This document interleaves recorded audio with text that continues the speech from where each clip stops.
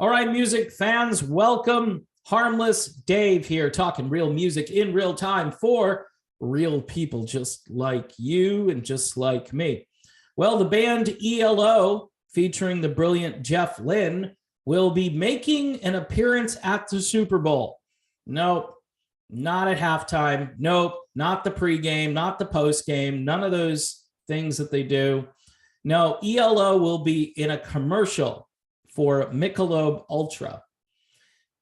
That one beer to have when you're having way more than one because you've gone to a concert and you realize that the old band you went to go see is lip syncing, using vocal tracks, and using musical tracks probably as well, because they can no longer, do what they once did. And most of you probably aren't noticing, but the few that are might be heading to the concession stands just a few more times during the show. And at $14 a pop, times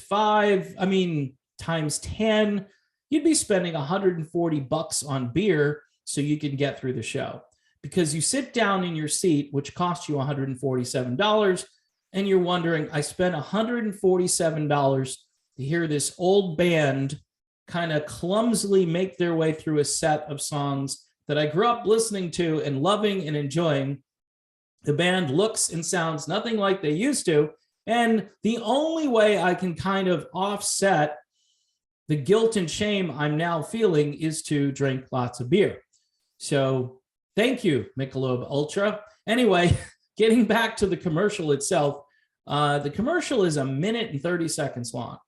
So Mich Ultra, Budweiser, the company, they must have forked over some real money for this. And to have ELO's Showdown in there, you're going to have YouTubers say, Showdown wasn't a hit.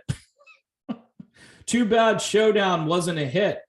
Should have been a hit, but it wasn't. Yeah, it stalled out at number 53 on Billboard. And we should all remember that the Billboard Top 40 is the only thing that counts when measuring how good a song is, right? That there weren't FM stations, album rock stations. By the way, there were no FM album rock charts back in 1973. That didn't happen until 1981. And Showdown appeared on that first ELO Greatest Hits album.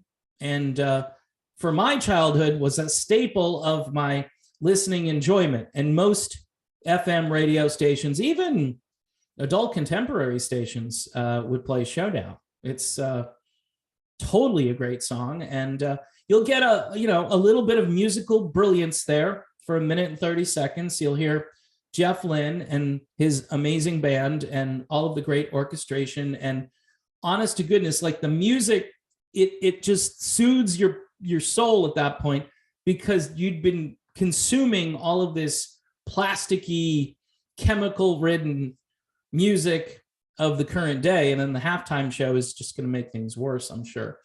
But I think it's interesting that they will use a song like this. And the song, again, this is product placement.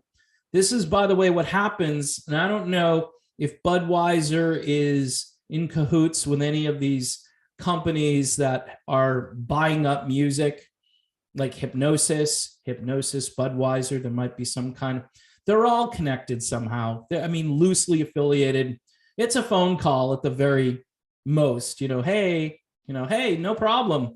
Yeah, we'll sell you this. And I don't think Jeff Lynne has sold any of his catalog yet. So this is just, he gave them permission. He knows it's great for his brand. It's a song, too, that's not overexposed. In fact, if you're here in the States and you like ELO, you're treated to probably 2 songs, Evil Woman and Don't Bring Me Down. That's about it.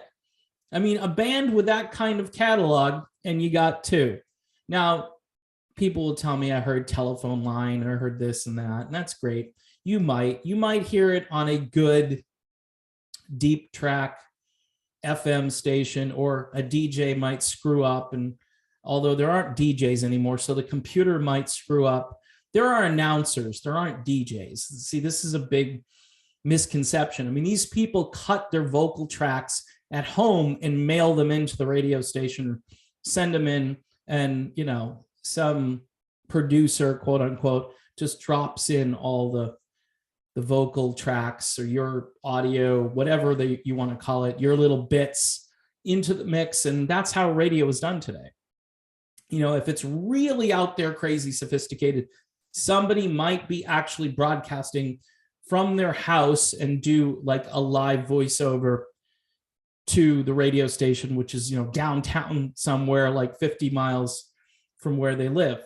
Technology is good for that. I mean, you could do your show from the comfort of your own home. But anyway, went off on a huge tangent here, just trying to celebrate the music of ELO. It's cool. You know, those youngsters, they're going to hear a great song for 90 seconds. They're going to get treated to some real good ELO music for you.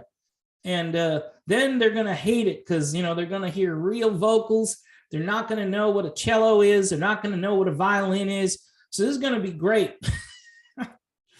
Good for Budweiser. If you're going to pay some money to get great music, I applaud them for doing so. So anyway, it's the only way probably to hear classic rock at, you know, the Super Bowl anymore, because you're not going to get like the Who at halftime or the Rolling Stones at halftime, or, you know, you could update it. Motley Crue, they're about to embark on this tour, and they've got the Pam and Tommy thing, which is blowing up over on Hulu.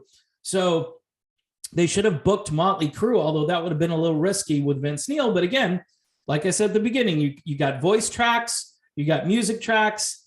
All they got to do is go out there and not like fall off the stage and pretend that they're singing the song. So would be no different from what you're seeing at halftime from the so-called younger and more hip stuff that they're going to throw at you. Would be nice to hear some live music at the Super Bowl, but I think that's a thing of the past. So anyway, this Bud's for you, or this Mick Ultra's for you. Go out there and enjoy the Super Bowl. I'm completely uninterested because the teams to me aren't really that, I don't know. I'm not affiliated with any of this. I know the cities who have been waiting a very long time to see their team get in there. That's a big deal for them. So good for them. I'm still kind of recovering from Tom Brady retiring. So he might be back, though. You never know. Would be a great marketing ploy, and it would be something that Tom Brady would do. So we can hope for that, and we can hope maybe Showdown starts, you know, selling like crazy over on iTunes. And who knows, maybe Jeff Lynne will want his music taken off of Spotify because of all the mis and disinformation over there, and you'll be forced to buy it from somebody else, and he'll make even more money. We shall see, folks. Thanks for watching. See you soon.